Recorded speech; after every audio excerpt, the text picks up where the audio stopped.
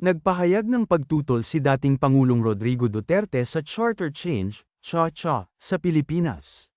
Nagbabala siya na si Pangulong Ferdinand Marcos Jr. ay maaaring harapin ang katulad na kapalaran ng kanyang yumaong diktador na ama kung ang kanyang administrasyon ay magsusulong ng mga pagbabago sa konstitusyon. Binigyang diin ni Duterte na maayos ang kasalukuyang konstitusyon at kinwestiyon ang motibasyon sa likod ng mga kamakailang pagsisikap na baguhin ito. Hinimok niya ang Philippine National Police at ang Armed Forces of the Philippines na protektahan ang konstitusyon. Bukod pa rito, binago ni Duterte ang kanyang panawagan laban sa Charter Change, na nagsasaad na sapat na ang 6 na taong termino para sa isang pangulo.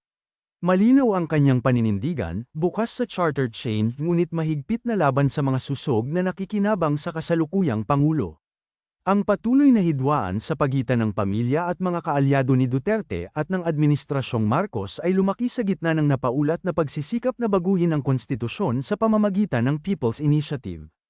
Ating pakinggan ang pagpahayag ng ating dating Pangulong Rodrigo Duterte sa Charter Change, Cha-Cha, na naganap na press conference noong Febrero 27, 2024. If there is any provision at all, if at all, that would need a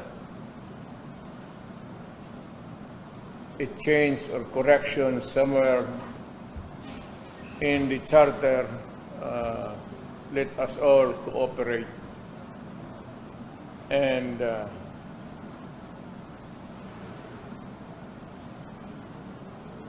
maybe suggest to